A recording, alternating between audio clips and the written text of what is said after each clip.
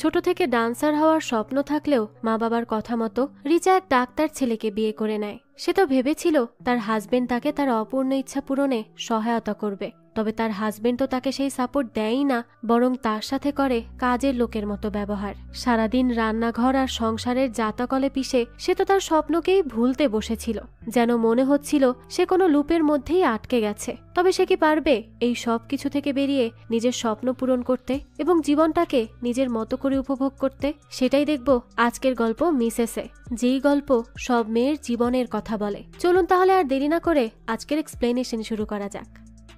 শুরুতেই আমরা আমাদের আজকের গল্পের নায়িকা রিচাকে দেখি। সে একজন ডান্সার, তার নাচ খুব ভালো লাগে আর সে চায় তার একটা গ্রুপও আছে নাচের, তাদের সাথে তার প্রত্যেকদিন বেশ ভালো সময় কাটে। সে নাচেই তার ক্যারিয়ার গড়ে তুলতে চাচ্ছিল।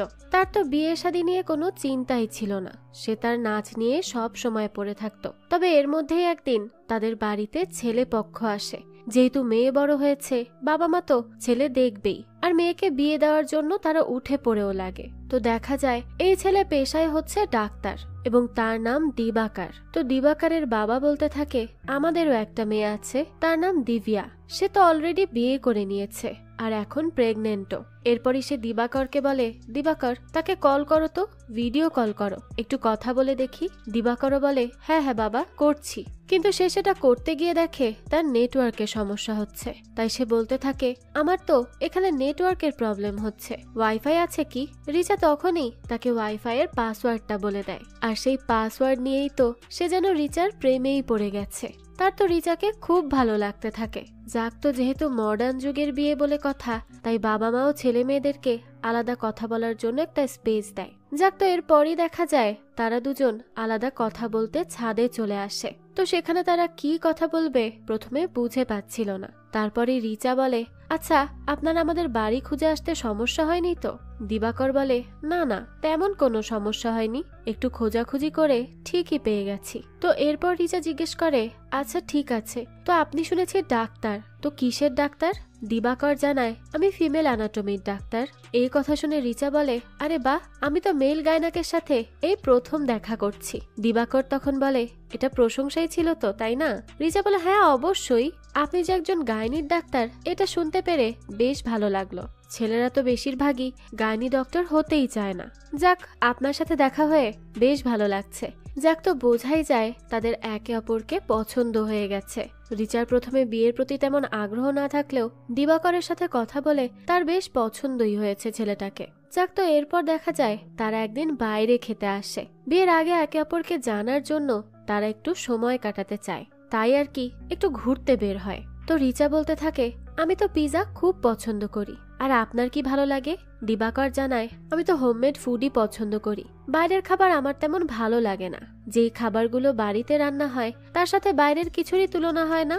যাক, তো দিবাকর তার কথাবার্তার চালচলন দিয়ে রিচাকে ইমপ্রেস করেই ফেলে, আর পরে দুই পরিবারের সম্মতিতেই তাদের দুজনের বিয়ে হয়ে যায়। বেশ ধুমধাম করে আর সুন্দরভাবেই তাদের বিয়েটা সম্পন্ন হয় এবং তারা দুজনই ছিল বেশ হ্যাপি। কিন্তু সেদিন রাতের বেলায় দেখা যায় দিবাকর রিচার সাথে তেমন সুন্দর কোনো কথা না বলেই তার ঘনিষ্ঠ হয়ে যায়। রিচার এই ব্যাপারটা ভালো না লাগলেও সে তেমন কিছুই বলে না। এরপরই দৃশ্য চলে যায় পরদিন সকালবেলা। সকাল সকাল উঠেই রিচা রান্নাঘরে চলে আসে আর তার শাশুড়ি মাকে বলে, মা আমি এই পেঁয়াজগুলো তাড়াতাড়ি ব্লেন্ড করে দেই, তাহলে কাজ এগিয়ে যাবে, বিয়ের একটা গিফট তো কাজে আসবে, তাই না? এটা শুনেই তার শাশুড়ি বলে, রাখো, করতে হবে না, তোমার শ্বশুর মশাই এসব পছন্দ করেন না, তিনি তো সবকিছু চান শিলপাটায় বেটে খেতে, তাহলে নাকি রান্নার স্বাদ আর গুণগত মান সবই বেশ ভালো থাকে। তখনই সেখানে আসে সাবি নামের একটা বাচ্চা মেয়ে আর বলে সবজিগুলো রাখতে। রিচা তখন তার থেকে সেগুলো নিয়ে ধোয়ার জন্য রাখে। সাবি তখন বলতে থাকে, আজ তো কিচেনে নতুন বউয়ের প্রথম রান্না, তাহলে হালুয়া তো হবেই, তাই না? রিচার শাশুড়ি তখন বলে, হ্যাঁ নিশ্চয়ই হবে। তারপরে রিচাকে সাবি বলে, তুমি তো অনেক সুন্দর, তোমাকে তো আমার খুব ভালো লেগেছে। রিচা তখন বলে, তুমিও তো খুব সুন্দর, আর আমার নাম রিচা, তোমার নাম কি? সাবি জানায়, আমার নাম সাবি। এরপর তাকে বলতে থাকে, তুমি কি হালুয়া বানাতে পারো নাকি আমি হেল্প করব বলো তো? এটা শুনেই রিচা হেসে দেয় আর বলে, সমস্যা নেই, আমি অনলাইন থেকে দেখে শিখে নিব। তো তুমি কোন ক্লাসে পড়ো শুনি তো? এর উত্তরে সাবি জানায়, আমি ক্লাস 3-তে পড়ি। আর তুমি? রিচা তখন বলে, আমি তো এখন কিচেনের মাস্টার ক্লাসে আছি। তো তো তারপরে সাবি স্কুলে চলে যায় আর রিচা চুলোয় চা বসায়। ওইদিকে দেখা যায় বাইরে তার শাশুড়ি শিল পাটায় কাজ করছিল। তো তারপরই রান্নাঘরে আসে দিবাকর, আর চা খাওয়ার পরই সে তার কাজে চলে যায়। অন্যদিকে দেখা যায় রিচার মা বিভিন্ন রকমের রান্না বান্না করছিল, কারণ রিচা তার স্বামীকে নিয়ে বিয়ের পর প্রথম বেড়াতে আসবে। তো এরপরই দিবাকর আর রিচা আসে এবং দুজনই খেতে বসে। সেখানে দিবাকর বলে, কাজের অনেক প্রেসারে আছি, তাই চাইলেও ছুটি নেওয়া সম্ভব হয় না, বুঝতেই তো পারছেন। রিচা তখন তার বাবাকে বলে, হ্যাঁ বাবা, সে কাজে খুব বিজি। তো তার বাবা বলতে থাকে, বিজি তো আমার রিচাও। দিবাকর তখন অবাক হয়ে জিজ্ঞেস করে, কিন্তু কিসে? রিচা জানায়, কেন, ডান্সিং এ। এই কথা শুনেই দিবাকর তো হেসে দেয় আর রিচার মাকে বলে, আন্টি, আপনি কি এরকম মজার রান্না আপনার মেয়েকে শেখাননি? রিচার মা তখন বলতে থাকে, হ্যাঁ চেষ্টা তো করেছি, তবে কি আর করব বলো, তেমন করে শিখাতে পারিনি। দিবাকর তখন বলতে থাকে, কোনো ব্যাপার না আন্টি, আমার মা শিখিয়ে দিবে। অর্থাৎ দেখা যায় সে তার ডান্সের ব্যাপারটা নিয়ে তেমন কোনো গুরুত্বই দেয় না। যাক, তো এরপর রিচা আর দিবাকর আরো একটা জায়গায় খাবার খেয়ে বাড়ি ফিরে আসে। এরপরে রিচা কিচেনে এসে দেখে তার শাশুড়ি ডিশ ক্লিন করছে।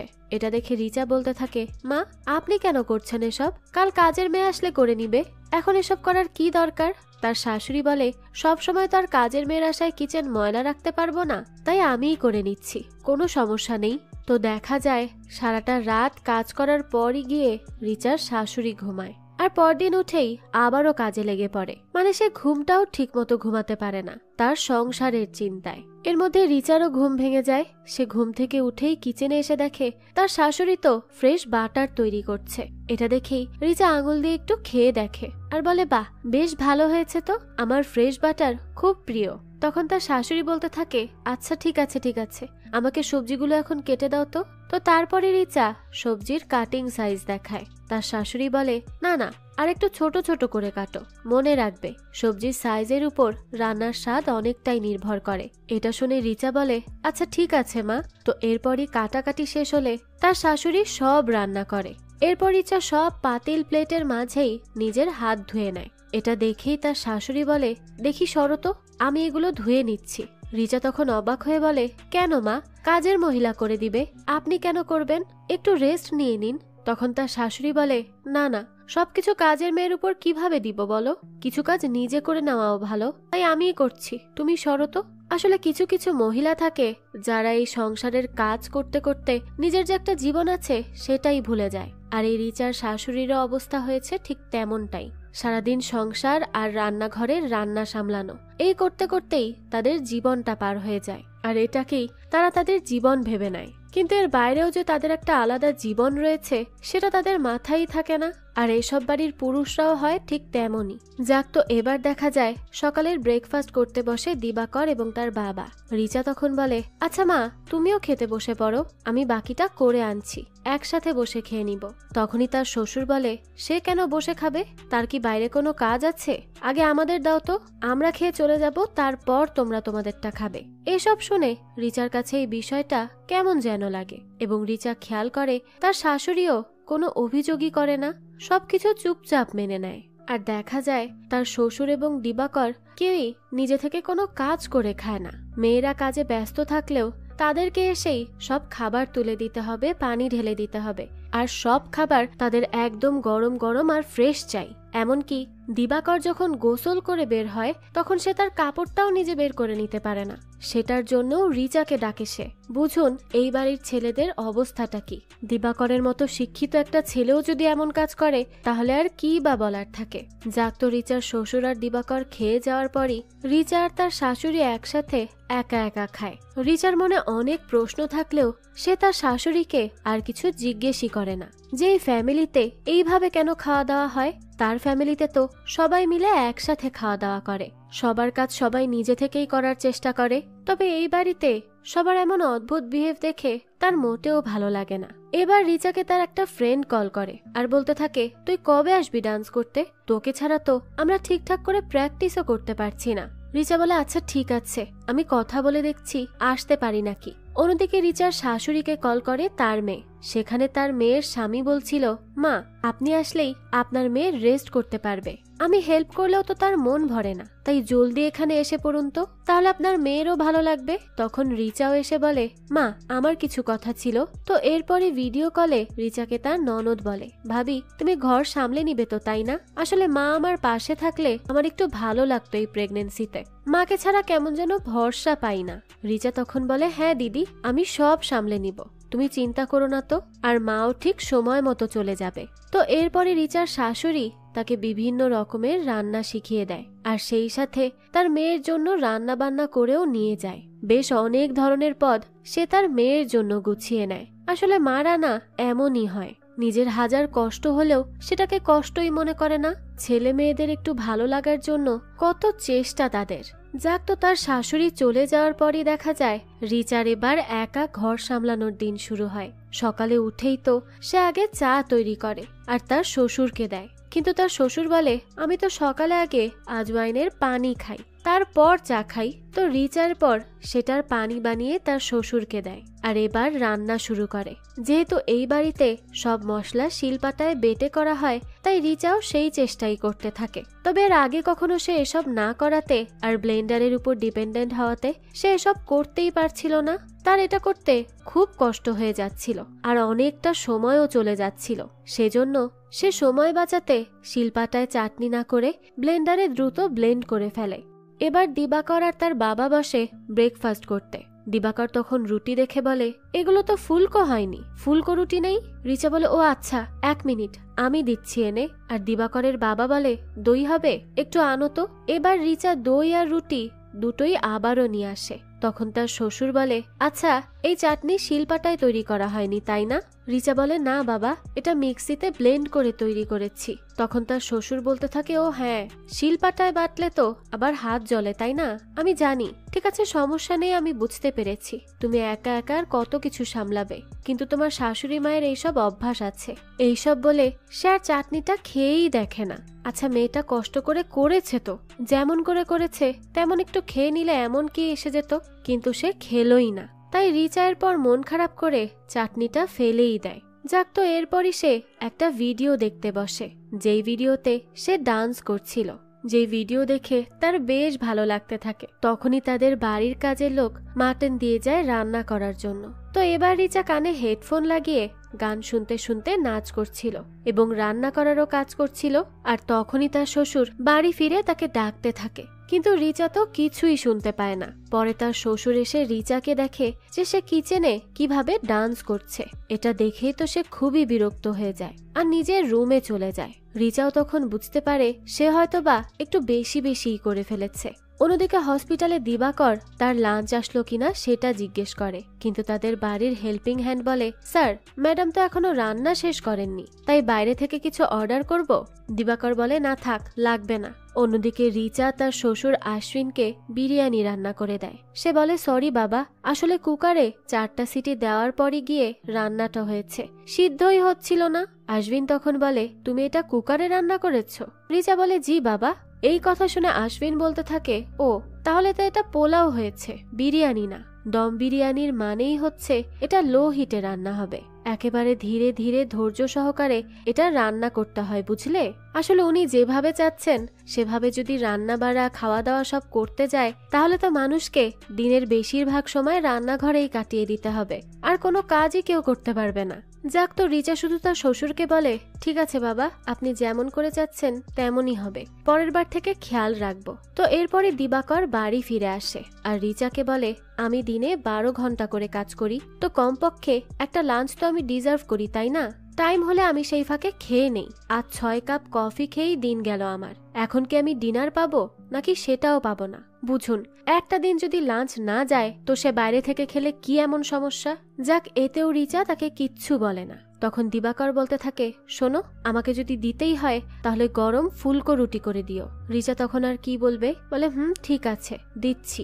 অন্যদিকে আশ্বিন তার স্ত্রী মিনাকে কল করে আর বলে, তুমি কি তোমার অ্যাসিস্ট্যান্টকে পাতিলে বিরিয়ানি করা শেখাওনি? সে এমন ভাবে কথাটা বলল যেন তার বউ এই বাড়ির মেইন মেইড আর তার ছেলের বউ এই বাড়ির অ্যাসিস্ট্যান্ট মেইড। যাক, তো মিনা তখন বলে, কয়েক সপ্তাহ একটু পোলাও দিয়ে খেয়ে নিন না প্লিজ। আশ্বিন তখন বলে, আমি তো যে কোনো কিছুই খেতে পারবো, কিন্তু বউকে তো ঘর সামলানো শেখাতে হবে, তাই না?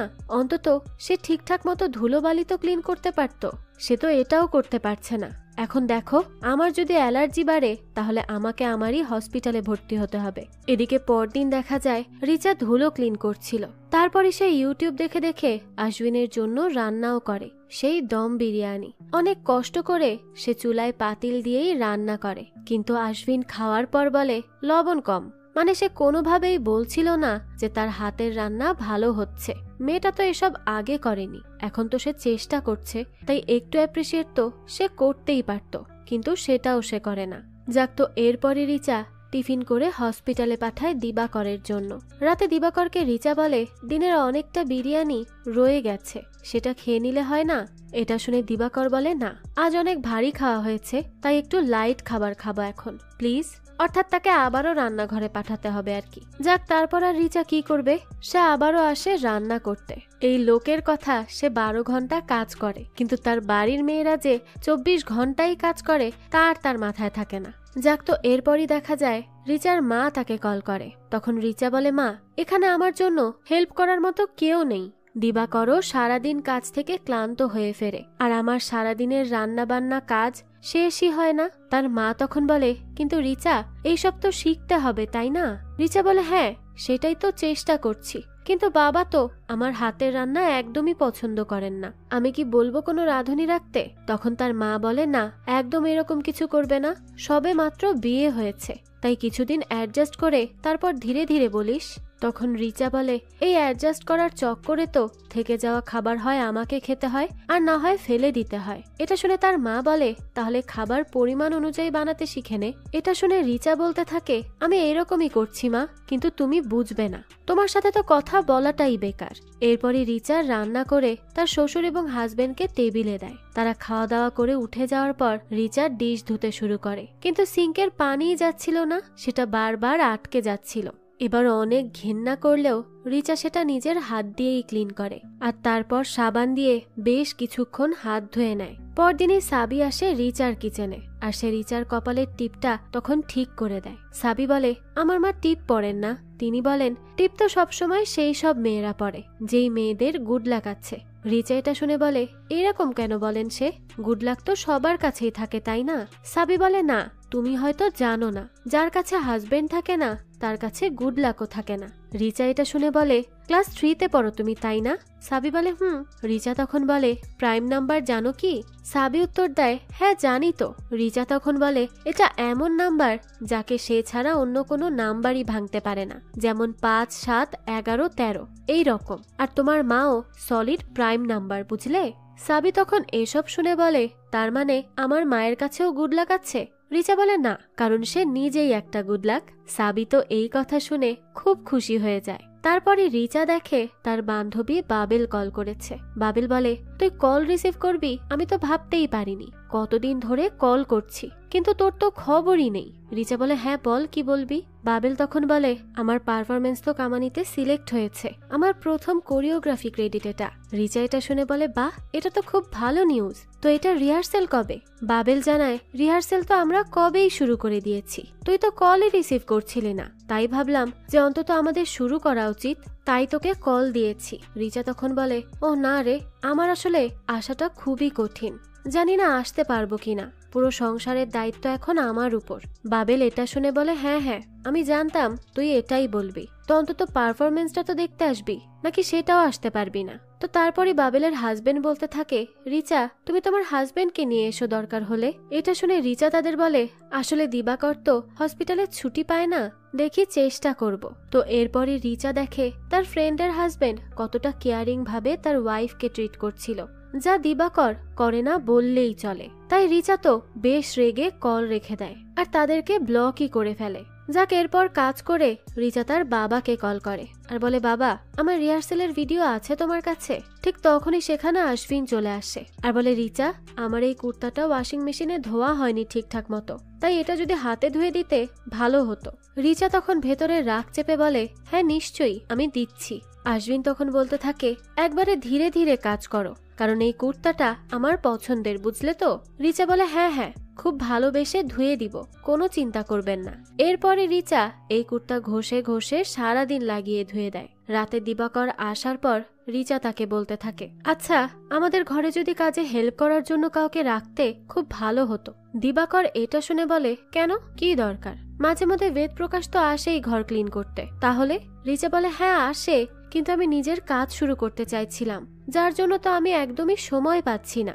দিবাকর এটা শুনে বলে, কোন কাজের কথা বলছো? রিচা বলে, কেন, তুমি তো জানো আমার একটা ডান্স গ্রুপ রয়েছে, আমি তো সেখানকার একটা পার্ট, আর বাবেল নিজের শো পেয়েছে কামানিতে। দিবাকর এটা শুনে বলে, এইসব করে কোনো ইনকাম হয় নাকি শুধু শুধুই টাইম পাস? রিচা এর উত্তরে বলে, আগে কাজ করব, তারপর না গিয়ে ইনকাম হবে। দিবাকর তখন তাকে বলতে থাকে, রিচা আমি 50 থেকে 60টা পেশেন্ট দেখে এসেছি, কিন্তু তুমি আমার আসার সাথে সাথেই কাহিনী শুরু করে দিলে, একটু তো নিঃশ্বাস নিতে দিবে তাই না? তো এরপরে রিচা রান্নাঘরে চলে আসে। তার মনটা খুবই খারাপ হয়ে যায় যে তার হাজবেন্ড তার স্বপ্নের ব্যাপারটাতে কোনো পাত্তাই দিল না। তো এরপর দেখা যায় রিচা হঠাৎই খেয়াল করে যে রান্নাঘরের সিঙ্কের থেকে পানি পড়ছে, ফোঁটা ফোঁটা করে সেখান থেকে পানি পড়েই যাচ্ছিল। তাই রিচা এবার এটা নিচে একটা বালতি রেখে দেয়, কারণ দিবাকরকে অনেকবার বলার পরেও সে এটা ঠিক করার জন্য কোনোই ব্যবস্থা নিচ্ছিল না। তো এরপরই দেখা যায় আজ রাতে সে আর দিবাকরের রুমে না গিয়ে সোফাতেই ঘুমিয়ে পড়ে। পরের দিনই দিবাকর রিচাকে বলে যে, কোথায় ছিলে তুমি সারা রাত? রিচা বলে, ও আমার পিরিয়ড এসে গেছে। দিবাকর তখন বলে, আচ্ছা তাহলে কিচেনে যাওয়ার দরকার নেই। এইটা শুনে রিচা একটু অবাক হয় আর বলে, কেন? দিবাকর বলে, কেন আবার কি, রেস্ট করো, বাকি ব্যবস্থা আমি করে নিচ্ছি। তো তারপরে দিবাকর সাবির মাকে ডাকে, সে আগামী 5 দিন ঘরের সব কাজ করবে, রান্না করবে। রিচা তখন সাবির মাকে বলে, আচ্ছা কোনো কাজের মেয়েকে কি পাওয়া যাবে? সাবির মা এটা শুনে বলে, আমি তো এনে দিয়েছিলাম, অনেককেই এনে দিয়েছি, কিন্তু কেউই থাকতে পারিনি বেশি দিন, কারণ এই বাড়িতে বেশি ছোঁয়াচে সমস্যা আছে।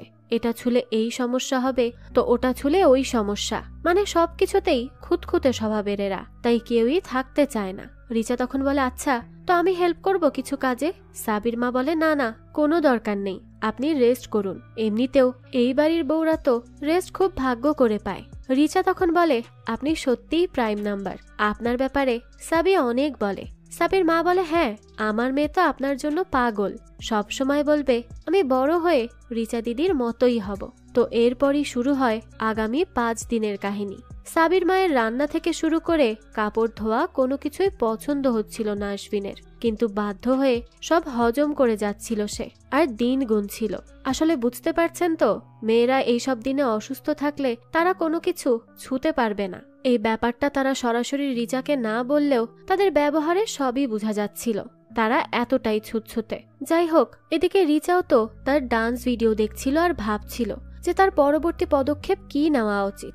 এরপরে রিচার 5 দিনের রেস্ট শেষ হয়। সে আজ ব্রেকফাস্ট করার সময় জিজ্ঞেস করে, কেমন হয়েছে ডাল পিঠা?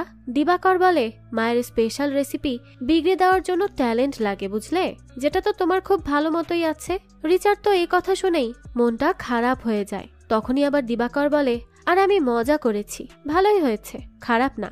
রিচার পর বসে বলে, আমার আপনাদের সাথে কিছু কথা ছিল। আশ্বিন তখন বলতে থাকে, কি বলবে বলো? রিচা বলে, দেখুন আমি ভাবছিলাম জবের জন্য অ্যাপ্লাই করব। এই কথা শুনে আশ্বিন তাকে জিজ্ঞেস করে, কিন্তু কেন, এমন কি দরকার পড়লো যে জব করতে হবে? দিবাকরও বলতে থাকে, হ্যাঁ বাবা তো একদম ঠিক বলছেন, আমাদের ফ্যামিলিতে একজন জব করা মানুষই এনাফ। তারপর আবার আশ্বিন বলে, কিসের জব আগে শুনি? রিচা জানায় টিচিং। দিবাকর এটা শুনে বলে, তুমি আবার কি শিখাবে? রিচা তাদের জানায়, আমি ডান্সিং শিখাতে চাই। এই কথা শুনে দিবাকর বলতে থাকে, কি ডান্স টিচার? রিচা বলে, হ্যাঁ আমি তো ছোটবেলা থেকেই ডান্স করছি, আর 4 বছর ধরে আমি শিখেও আসছি, আমার নিজের ডান্স গ্রুপ আছে। দিবাকর তখন বলতে থাকে, হ্যাঁ কিন্তু এটা তো হবি তাই না, আর নিজের হবিকে কে আবার জব বানাতে চায়? আশ্বিনও তখন বলে, আর আমাদের ফ্যামিলিতে এইসব স্যুটও করবে না। যাক তো শোনো, এই ডাল পিঠার টেস্টটা ঠিকই ছিল। এই বলে আশ্বিন উঠে যায়। তখনই দিবাকর রিচাকে বলে, দেখো এখনই অ্যাপ্লাই করো না, আমি বাবার সাথে কথা বলে দেখব। আর তাছাড়া প্রেগনেন্সির পর তো এইসব জব এমনিতেই ছাড়তে হবে, তাই না? রিচাও বলে ঠিক আছে। যাক, তো এবার পরদিনই দেখা যায় রিচাদের বাড়িতে আসে মেহমান। এরা হলো টুন্নু আর টুন্নুর স্ত্রী বিন্নি। টুন্নু হচ্ছে দিবাকরের কাজিন। তো টুন্নু রিচাকে বলে, আমাকে তো হয়তো চেনোনি তাই না? আমি নিশ্চিত চিনতে পারছো না, বলো তো আমি কে? রিচা তখন হেসে বলে, দিবাকরের কাজিন টুন্নু ভাই এবং বিন্নি ভাবি। টুন্নু বলে, বাহ, তাহলে আমাদেরকে চিনতে পেরেছো। আর ওই যে গুড্ডু, আমাদের ছেলে। তো এরপরে রিচাকে হট কফি, শিকাঞ্জি, চা আরো অনেক কিছু বানিয়ে আনতে বলা হয়। বিন্নি তখন বলতে থাকে, বেচারি একসাথে এত কিছু করতে পারবে? দিবাকর বলে, আরে তার জন্য এসব কোনো ব্যাপারই না, ঠিক পারবে। তো তারপরে রিচা এত কষ্ট করে সবকিছু বানিয়ে আনে, কিন্তু তারা শুরু করে দেয় উইস্কি খাওয়া। টুন্নু বলে, এখন কে খাবে সারাদিন পর গিয়ে এসব? বিন্নি তখন বলতে থাকে, এভাবে বলছো কেন? এনেছে যখন খেয়ে নাও, এত কষ্ট করে সব করলো। তারপরে টুন্নু শিকাঞ্জি খেয়ে বলে, একেবারে খারাপ টেস্ট হয়েছে। বুঝতে পারছেন, এই টুন্নু হচ্ছে এদের ক্যাটাগরিরই। যাক, তো তাদের কথা কাটিয়ে আশ্বিন বলে, আচ্ছা আচ্ছা, এখন বলো তো রাতে ডিনারে কি খাবে? রিচা বলে, রান্না তো করা শেষ। কিন্তু তখনই আবার টুন্নু বলে, সে মাটন বিরিয়ানি খাবে, তাও নিজে করবে। এবার দেখা যায় টুন্নু তো রান্নাঘরে এসে সবকিছু এলোমেলো করে রেখে যায়। রিচা তো পরে এসে রান্নাঘরের এত খারাপ অবস্থা দেখে কি বলবে না বলবে কিছুই বুঝতে পারে না। বিন্নি তখন বলতে থাকে, ইস, আমি যা ভয় পেয়েছিলাম তাই হয়েছে। আমি কি কিছু হেল্প করে দিব তোমাকে? রিচা তখন বলে, না না, লাগবে না, আমি ম্যানেজ করে নিব। যার রান্নাঘর সেই বুঝতে পারে কিভাবে ম্যানেজ করতে হয়। তো পরদিনই রিচা তাদের ব্রেকফাস্ট করে রেডি হয় জব ইন্টারভিউ দিতে। তখনই সেখানে আসে আশ্বিন আর বলে, কোথাও কি যাচ্ছ? রিচা বলে, হ্যাঁ বাবা, জব ইন্টারভিউ দিতে। আশ্বিন তখন বলে, কিন্তু আমি তো মানা করেছিলাম জবের জন্য, তাই না? ভুলে গিয়েছো নাকি? আচ্ছা, তুমি জানো তোমার শাশুড়ি মা কিন্তু পিএইচডি করেছিল, তবে ঘর সংসার এবং বাচ্চা তার কাছে সবসময় প্রথম প্রায়োরিটি। সেজন্যই তো দিবাকর ডাক্তার হয়েছে এবং দিব্যা বিয়ে করে সেটেলড হয়েছে। রিচা এসব শুনে বলে, পার্ট টাইম জব বাবা, আমি লাঞ্চ ব্রেকফাস্ট সব করে রেখেছি, ঘরের কাজ আমি ম্যানেজ করে নিতে পারবো। আর বাচ্চা তো এখন নেই, তাই সেটা নিয়ে আপাতত ভাবছিও না। আশ্বিন এসব শুনে বলে, এটাই তো তোমাদের জেনারেশনের সমস্যা, তোমরা কথাটা বুঝতেই চাও না। আর এখন তুমি যখন আমার আন্ডারে আছো তখন আমার কথা তো মানতেই হবে। তো তারপরে রিচার কোনো কথাই আশ্বিন আর শোনে না। রিচা তো তখন অনেক মন খারাপ করে কিচেনে বসে থাকে। তারপরে দেখা যায় রিচা বাবেল এবং তার ফ্রেন্ডদের সাথে বসে আড্ডা দিচ্ছিল। সেখানে বাবেল বলে, তোমরা জানো আমি ডান্স শেখা শুরু করেছি রিচার জন্যই, কিন্তু এখন তো সেই এসব থেকে গায়েব হয়ে গেছে। আমরা কিন্তু তাকে খুব মিস করি। দিবাকর বলে, তো রিচা, তুমি তো সপ্তাহে একবার এখানে আসতেই পারো। বাবেল তখন বলে, কেন, তুমি কি ক্লিনিকে সপ্তাহে একবার যাও নাকি? দিবাকর বলে, তা কেন, সেটা তো আমার জব, তাই আমাকে করতেই হয়। বাবেলের হাজবেন্ড তখন বলে, আর ডান্স করাও তাদের কাজ, মানে তাদের সাধনা এটা। তারপর রিচা বলতে থাকে, আচ্ছা দাও দাও, আমি ডিশ ক্লিন করে দিচ্ছি। কিন্তু দিবাকর বলে, না, আমি করে নিব। রিচা তখন বলতে থাকে, আরে বাহ, এখানে তো আমার খুব হেল্প করছো। দিবাকর এটা শুনে বলে, কেন, আমি তোমাকে হেল্প করি না? রিচা বলে, হেল্প? বাবেল জানিস, সে তো টেবিলে খাওয়ার পর উঠে হাত ধুতেও যেতে চায় না, আর যাবেই বা কেন? আমার মতো ফ্রিতে রাঁধুনি আর কাজের মেয়ে যে পেয়েছে। এইসব বলে রিচা হাসতে থাকে।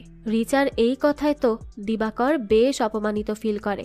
এরপরে রিচা কিচেনে আসার পর দিবাকর বলতে থাকে, তুমি কি ড্রাঙ্ক? না মানে এসব কি বললে? আমি তোমাকে বিয়ে করেছি ফ্রিতে রাঁধুনি আর কাজের মেয়ের জন্য?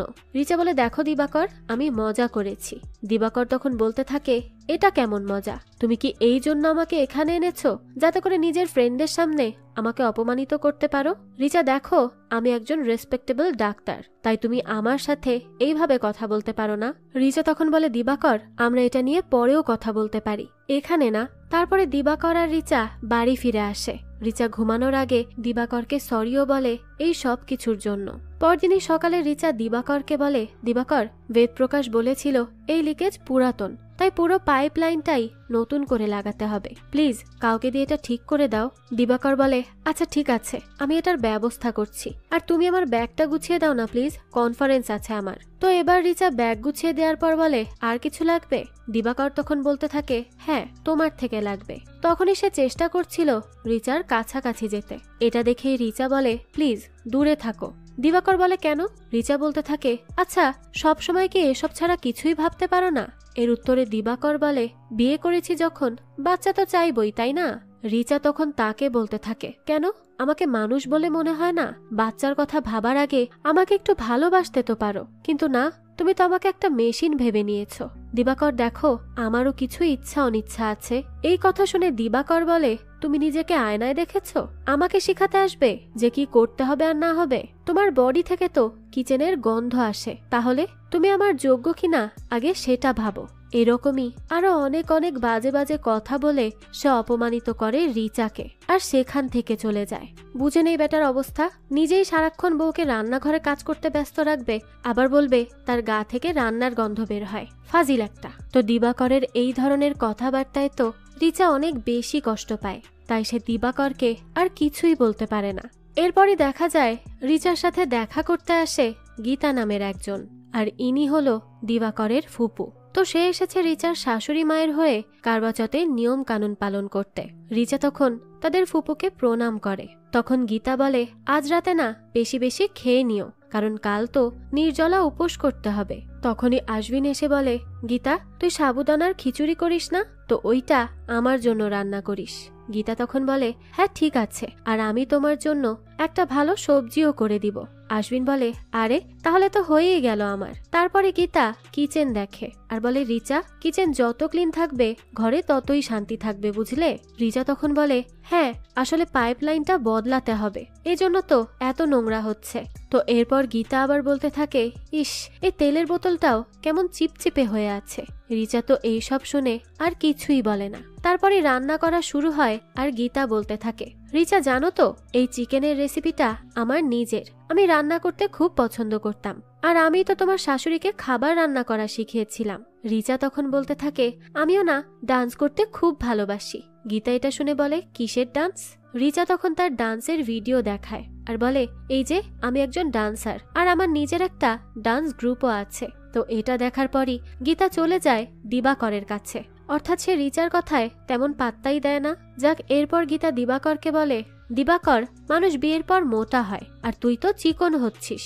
দিবাকর তখন বলে, কি করব বলো, তোমার হাতের মজার মজার রান্না আর পাচ্ছি কোথায়? তো এর পরদিন দেখা যায় উপোস থেকেই রিচা সব রান্না করে, আর আশ্বিন খাবার খেতে খেতে বলে, ফাস্টিং হেলথের জন্য অনেক ভালো, সব নিয়ম কানুনের পেছনে একটা ভালো কারণ আছে। গীতা তখন বলে, হ্যাঁ ঠিক বলেছ ভাইয়া। সেখানে দাঁড়িয়ে দাঁড়িয়ে এই সব দেখছিল রিচা। তারপরে গীতা কিচেনে আসে। তখন রিচা বলে, আপনার শরীর খারাপ? গীতা বলে, হ্যাঁ ডায়াবেটিস আর প্রেশার আছে। এটা শুনে রিচা বলতে থাকে, তাহলে মেডিসিন খান প্লিজ। গীতা বলে, আরে না আজ খেতে পারবো না, আমি তো ফাস্টিং করছি। রিচা তখন বলতে থাকে, আন্টি ফাস্টিং একেবারে করতেই হবে বিষয়টা তো এমন না, আপনি অসুস্থ যখন খেয়ে নিন। গীতা তো এটা শুনে বিরক্ত হয় আর বলে, আরে আমি ঠিক আছি, এইসব করতে করতেই তো বুড়ি হয়েছি, আর তোমাদের জেনারেশনের কি অবস্থা দেখছো? তোমাদের তো এখনই ফাস্টিং নিয়ে সমস্যা হচ্ছে, চুপচাপ বসে থাকো আর নিজের ফাস্টিং এ নজর দাও। এরকম করে গীতা আরো কিছু কথা বলে তাকে কষ্ট দেয়। তো এরপরই রাতে সাবি আসে আর রিচাকে বলে, দেখো আমি কপালে প্রাইম নাম্বার দিয়েছি। রিচা তখন দেখে বলে, বাহ খুব ভালো লাগছে। সাবি এরপর বলতে থাকে, তুমিও তো প্রাইম নাম্বার। রিচা এটা শুনে বলে, সত্যি সত্যি আমি প্রাইম নাম্বার? তুমি কি এটাই মনে করো? সাবি বলে, হ্যাঁ তাই তো মনে করি। রিচা তখন বলতে থাকে, প্রাইম নাম্বার মনে আছে? সাবি জানায়, হ্যাঁ, যে নাম্বারগুলোকে তারা নিজেরা ছাড়া অন্য কেউ ভাঙতে পারে না তাদেরকেই প্রাইম নাম্বার বলে। সাবির কাছ থেকে এইসব শুনে রিচা বেশ খুশি হয়। তো এরপরই দেখা যায় দিবাকর চলে আসে আর এসেই বলতে থাকে, ভিডিওটা ডিলিট করো। রিচা এটা শুনে বলে, তুমি তো জানো এটা পুরনো ভিডিও। দিবাকর বলে, হ্যাঁ আমি ভেবেছিলাম এইসব প্রাইভেট, কিন্তু এগুলো তো সোশ্যাল মিডিয়ার মধ্যেই আছে, আর সেটা তো ভালো লাগছে না তাই না, তাই প্লিজ ডিলিট করো। এই কথা শুনেই রিচা বলে, করব না। দিবাকর বলতে থাকে, দেখো এই ঘরে যখন আছো তখন এখানকার রুলস তোমাকে ফলো করতেই হবে। তখন রিচা জিজ্ঞেস করে, আর না করলে কি হবে, কি করবে তুমি? দিবাকর তো এবার রেগে যায় আর মোবাইলটাই সেখান থেকে নিয়ে চলে যায়। রিচার পর বেশ মন খারাপ করে আর কান্না করতে করতে ডিশ ধুতে থাকে। সে খুব ভালো করেই বুঝতে পারছিল তার স্বপ্ন তো এই কিচেনের জাতাকলেই পিষ্ট হয়ে যাবে। সে এখানে থাকলে কখনোই তার স্বপ্ন পূরণ করতে পারবে না, হয়তোবা সেটাকে বাঁচিয়েও রাখতে পারবে না। যাক, তো তারপর এসবের মধ্যে দিয়েই দিবাকর আর রিচার প্রথম কারওয়া চৌথ সম্পূর্ণ হয়। এরপরই আসে আশ্বিনের জন্মদিন। দিবাকর তার ফুপুকে বলে, আরে আন্টি পার্টি পর্যন্ত থেকে যেতে পারতে তো। তখন তার আন্টি বলে, আর কত বাবার বাড়ির ঘর সামলাবো, আমার নিজেরও তো সংসার আছে, আমি আসছি এখন, পরে আবারও আসবো সময় হলে, তোমরা ভালো থেকো। তো গীতা দিবাকরকে এইসব বলে সেখান থেকে চলে যায়। এরপরই আশ্বিনের বার্থডে পার্টি শুরু হয়। তারা সবাই তো বেশ মজা করছিল, আর অন্যদিকে রিচা বসে বসে রান্নাঘরের পাইপলাইন থেকে ফোঁটা ফোঁটা পানির আওয়াজ শুনছিল, কারণ সেটা এখনো ঠিক করে দেয়নি দিবাকর। তো পার্টিতে টুন্নু আজ সবাইকে জিজ্ঞেস করে কে কে শিকাঞ্জি খাবে। দেখা যায় সেখানে সবাই বলছিল যে তারা শিকাঞ্জি খাবে। তাই বেদ প্রকাশ এসে রিচাকে বলে, ভাবি 9 গ্লাস শিকাঞ্জি লাগবে, তাও আবার এক একজনের এক এক রকমের টেস্টের। রিচা তো কিচ্ছু বলে না, চুপ হয়ে শুধু শুনে যায়। এদিকে পার্টিতে টুন্নু নাচ করছিল, তখনই দিবাকর বলে, এই সব কি? টুন্নু বলতে থাকে, কেন তোর বউয়ের ডান্স স্টেপ? আরে তুই সোশ্যাল মিডিয়ায় নেই নাকি? তোর বউও তো এইভাবেই নাচে।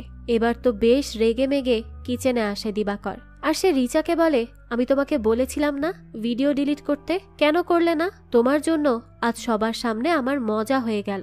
আর শিকাঞ্জি কোথায়? কি হলো, কানে কথা যাচ্ছে না? সবাই কখন থেকে অপেক্ষা করছে শিকাঞ্জির জন্য। দিবাকর তো এখানে বেশ চেঁচামেচি করে চলে যায়, কিন্তু রিচা তো তার কোনো প্রশ্নেরই উত্তর দেয় না। তারপরে কিছুক্ষণ ভাবার পর সে উঠে হঠাৎই 9টা গ্লাস বের করে। এবার সে রাগের চোটে ঘটিয়ে ফেলে এক বিশাল কাণ্ড।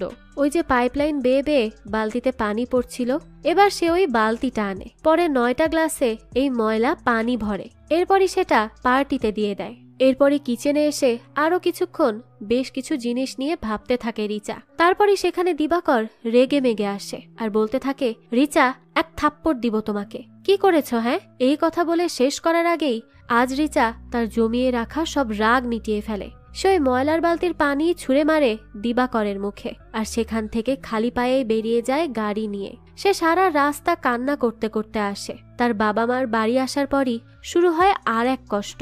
রিচাকে তার মা বলে, ওই বাড়িটাই এখন তোমার বাড়ি, আর কেউ এরকম ছোটখাটো ঘটনায় বাড়ি ছেড়ে দেয় নাকি? রিচাকে তার বাবাও তো একই রকম কথা বলছিল। তাদের কাছে মনে হচ্ছিল রিচা হয়তো কোনো বড় সড়ো ভুল করেছে, কারণ এটা কোনো ইস্যুই নয় রাগ করার জন্য। রিচার মা তখন বলে, আচ্ছা যা হয়েছে হয়েছে, আমি যাচ্ছি তোর সাথে, তুই আমার সাথে গিয়ে তাদের সরি বলে দিস। তখন রিচার ভাই এসে বলে, দিদি তুই কখন আসলি? বাইরে তো প্রচুর গরম। রিচার মা তখন বলতে থাকে, রাগ কমা রিচা, সংসারে আরো কত কিছু মানুষ মানিয়ে চলে, আর যা ঠান্ডা পানি খেয়ে নে, সাথে ভাইকেও দিয়ে দিস। রিচা এটা শুনে বলে, আমি দিব না। সে কি নিজের পানি নিজে নিয়ে খেতে পারবে না? এই তোমাদের মতো মা বাবারাই ছেলেদেরকে বিগড়ে রেখেছ। রিচার মা এসব শুনে বলে, আরে বাবা এরকম বলছিস কেন? রিচা বলতে থাকে, আমি বাবা না, আমি মা, আমি মেয়ে, আমি তো ছেলে না। যেই সম্মান ছেলেরা পায় সেই একই সম্মান তো মেয়েদেরও পাওয়া উচিত, তাই নয় কি?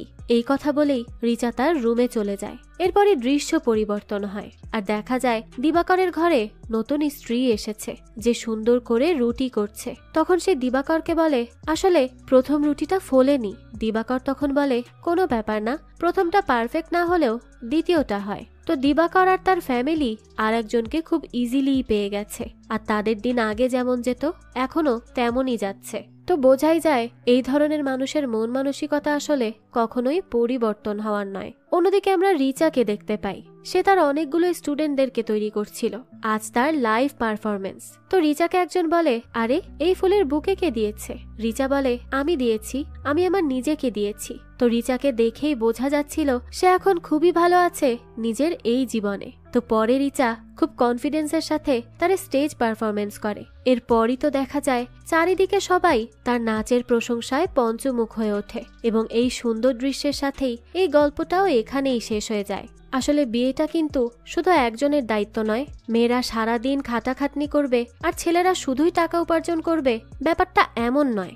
দুজনই দুজনকে হেল্প করতে হবে, দুজনের পাশে থাকতে হবে, এর মানেই তো বিয়ে। আবার অনেক মেয়েরা আছে শুধু ছেলেদের উপরেই সংসার চালানোর দায়িত্বটা দিয়ে দেয়, যে শুধু তাদেরকেই ইনকাম করতে হবে আর মেয়েরা কিছুই করবে না। আর যদি মেয়েরা ইনকাম করেও থাকে সে টাকা শুধু তাদের। তবে এই ব্যাপারটাও তো ঠিক নয়। ছেলেরা ইনকাম করলে যদি সংসারে দিতে পারে, তাহলে মেয়েরা ইনকাম করলেও সেটা সংসারে অবশ্যই দেওয়া উচিত। আর যদি হাজবেন্ড তেমন ইনকাম করতে নাও পারে, তাহলে ওয়াইফ ইনকাম করে ঘর সংসার চালাবে। আবার ওয়াইফ যদি সংসারে কাজ ঠিকঠাক মতো করতে না পারে তাহলে হাজবেন্ডও তাকে হেল্প করবে। অর্থাৎ মূল কথা হলো দুজন দুজনের ছায়া হয়ে চলবে, কেউ কাউকে অপমান করবে না বা কাউকে ছোট করে দেখবে না। কখনো এটা মনে করা উচিত না যে এটা ওর দায়িত্ব, ওই করবে, আমি কেন করব। হাজবেন্ড ওয়াইফ দুজনকেই একই সাথে সবকিছু করার মন মানসিকতা রাখতে হবে, দুজনকে ভালোবাসতে হবে, রেসপেক্ট করতে হবে, তাহলেই না সেটা বিয়ে। সবাই যদি এই ব্যাপারগুলো বুঝে চলে তাহলেই তো জীবনটা সুন্দর হয়ে ওঠে। যাক, অনেক বেশি জ্ঞানের কথা বলে ফেললাম। এখন আপনারা বলুন আপনাদের এই গল্পটা কেমন লেগেছে। যদি এতটুকুও ভালো লেগে থাকে তাহলে একটি লাইক দিয়ে যাবেন।